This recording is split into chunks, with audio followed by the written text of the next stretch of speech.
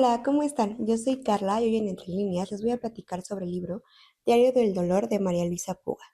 Ella fue una escritora mexicana, de hecho fue una de las voces más importantes de su generación.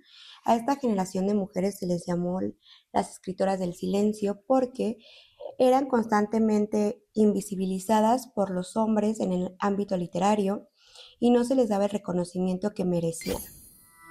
Este libro de la autora, como dice su diario, ella sufría de artritis reumatoide, que fue una enfermedad que tuvo hasta el final de su vida, y justamente en este libro nos comparte y nos hace reflexionar sobre lo que significa el dolor para ella, también cómo impactó en ella el sistema de salud mexicano, cómo cambiar su vida diaria y cotidiana, justamente por tener una enfermedad que no tiene cura y simplemente va en progresivo. Hasta su muerte en 2024 ella siguió escribiendo y este libro se publicó justamente en ese año.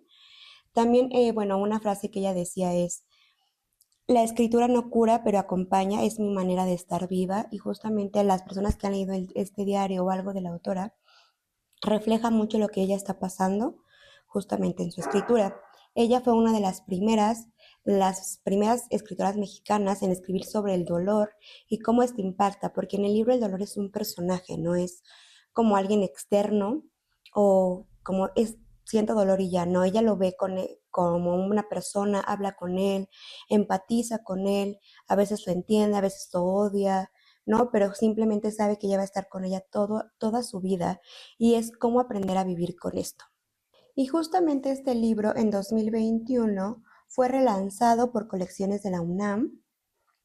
Entonces sale este libro justamente después de la pandemia, que es un libro que para mí me impactó mucho porque viene en un momento donde las personas pues sufren de dolor, ¿no? Todavía estamos en esta pandemia, el mundo está sufriendo eso y a veces no comprendemos este dolor, nos encontramos con las fallas del sistema de salud, justamente cómo la burocracia hace que todo esto sea más difícil, cómo cada vez se va deshumanizando más y el trato hacia los pacientes cada vez es menos humano y también cómo sufren los pacientes con enfermedades crónicas cuando un sistema de salud falla.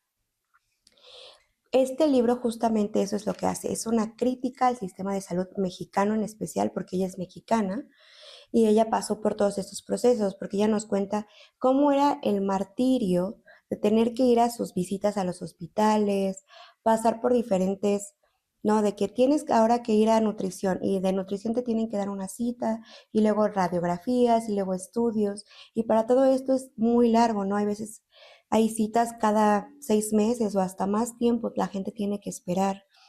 Entonces, justamente como esto era un martirio y cómo los hospitales justamente ya dejan de ver a las personas como pacientes y los ven solamente como una máquina de trabajo, personas que solamente necesitan un servicio y es la que van a brindar. Obviamente podemos observar cómo esta extensión del sistema es el sistema capitalista.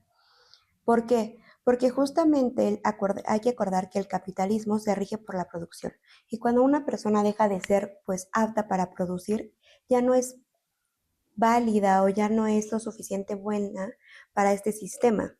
Y justamente uno de los principales como problemáticas es que cuando un cuerpo está enfermo, lo invisibilizamos, está mal, no le tenemos compasión, a veces enojo porque no puede rendir lo mismo que rinden las personas que están sanas. También se encuentran con muchas trabas, con mucha desigualdad, con mucha discriminación y más en personas que tienen enfermedades crónicas, que es muy difícil a veces que trabajen al mismo ritmo de una persona sana y cómo el sistema simplemente los ve como estadísticas y deja de verlos como personas o como pacientes. Por decir un ejemplo, también podría ser que ahora para los estudios médicos ya ni siquiera te preguntan nada, solamente vas, te los toman y hasta traen un cronómetro, no sé si les ha tocado, a mí me ha tocado ir a diferentes laboratorios aquí en México y que ya hasta tienen un cronómetro de cuánto se tardan por cada paciente. Y justamente es eso, es una máquina de producción y de producción. Y ya no importa si te picaron mal o tus antecedentes, ni cómo te llamas siquiera, ya solo eres un número, eres una estadística y tienen ellos que cumplir con una meta. Justamente es eso, que les hacen cumplir con metas cada vez más irreales y eso hace que estas personas del sistema dejen de ser empáticas o dejen de tal vez de preocuparse de la forma que tendrían que hacerlo y ayudar a las personas, ¿no? Una cosa que me platicaban mucho era de que pues dejan, ¿no? Que ahora la consulta ya es como súper rápida y ya no pueden, no sé, que hablar de los antecedentes hasta tus abuelitos o eso porque ya no lo ven tan importante, simplemente es lo que está pasando en el momento, las consultas claramente son más caras, pero eso también viene de un sistema que ha privatizado la salud. Vemos que cada vez es más difícil ir a un seguro social, a un IMSS, a un ISSSTE, a obtener atención médica, porque desgraciadamente, justamente como las citas son tan espaciadas, no hay los recursos, no hay el personal, no hay el presupuesto para mantener los hospitales, pues cada vez las personas tienen que recurrir a sectores privados. Y esto es un derecho que todos tendríamos que existir, que se nos den condiciones buenas, buena infraestructura, buenos médicos, que tengamos el acceso a las medicinas. Y es algo que se ha ido perdiendo. Y justamente como todo se empieza a ver como un negocio y las personas cada vez buscan obtener ganancias de las personas enfermas.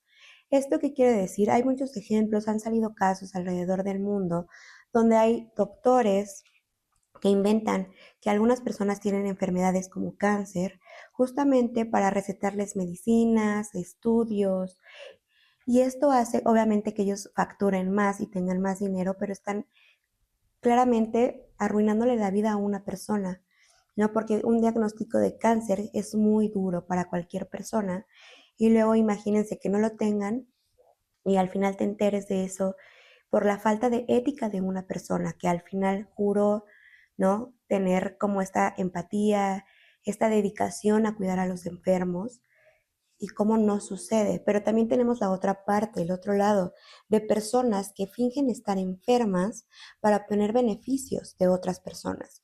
También hay casos documentados. Yo creo que el más sonado justamente es el de una influencer australiana, me parece, y ella decía que tenía cáncer de cerebro y que ella se había curado gracias a unos jugos milagrosos que ella vendía. Entonces, claramente las personas que ya estaban vulnerables por ese diagnóstico, que querían curarse, pues compraban y consumían esto y luego se enteraron que ella mentía y que realmente nunca estuvo enferma. Entonces, ¿cuánto dinero ganó por las personas que realmente están enfermas? Es por eso que este sistema produce como curas milagrosas cuando realmente no existen. Y obviamente entendemos la desesperación de una persona enferma en querer curarse y por qué lo va a consumir, ¿no? Porque al final es un cambio radical en tu vida cotidiana, con tus seres queridos, hasta en ti misma, ¿no?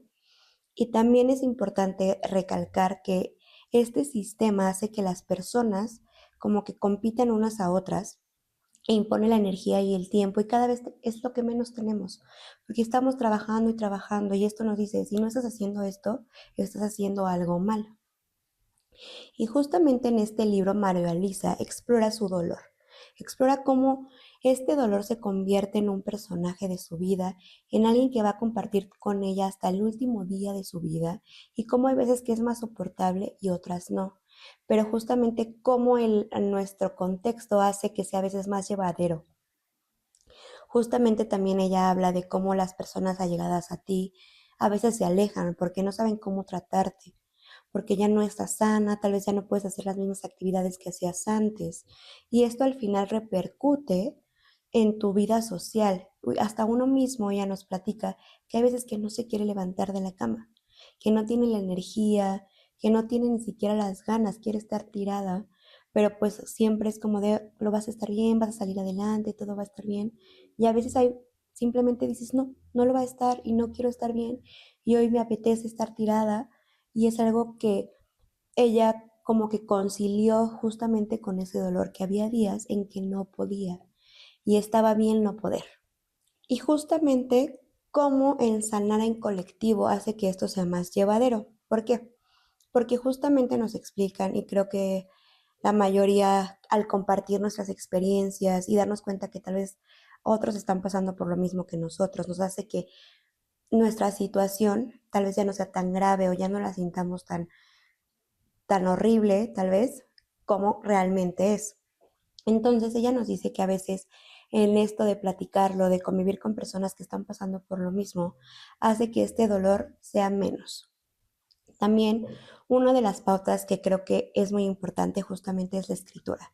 Para ella la escritura dice que obviamente fue una salvación porque la escritura estaba ahí con ella siempre. Había veces también que no quería escribir, que no sabía qué escribir, hasta que simplemente fue contando su día a día y de eso salió este libro.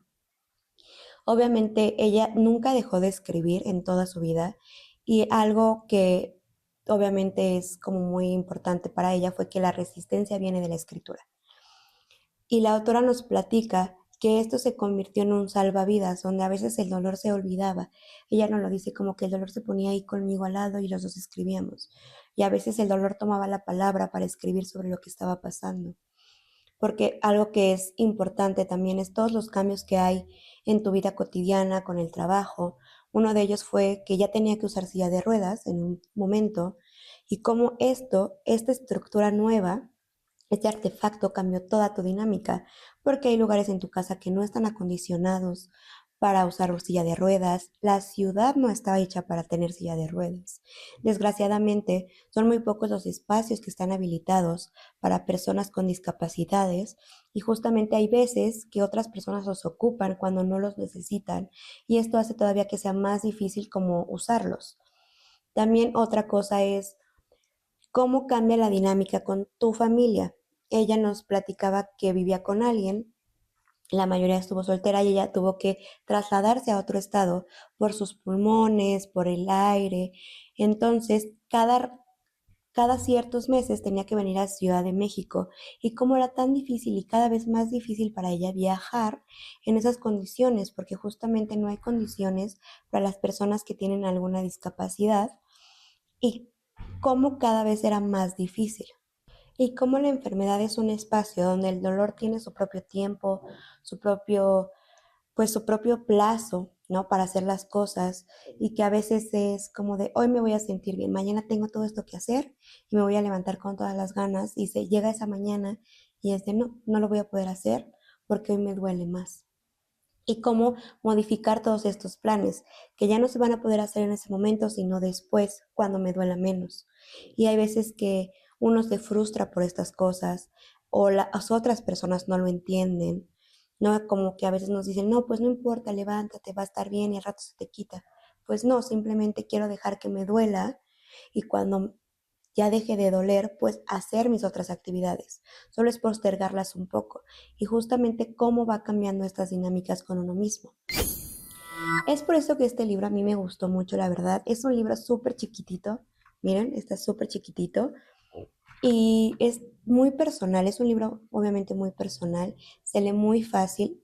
A mí me gustó mucho porque como tal no te dice critico esto del sistema de salud o no te dice qué deberías de sentir porque cada persona siente diferente o lo vive de manera diferente, pero justamente nos da como una pauta y este libro nos hace reflexionar como que hay veces que está bien sentirnos mal, ¿no? Que no importa por lo que estemos pasando, que hay veces que hay que descansar un poco hasta que estemos bien nosotros sin importar lo que otras personas tal vez cómo reaccionarían, porque a veces no lo saben porque no están enfermos. Y espero que lo lean, que les guste, que dejen sus comentarios y pues aquí nos estamos viendo.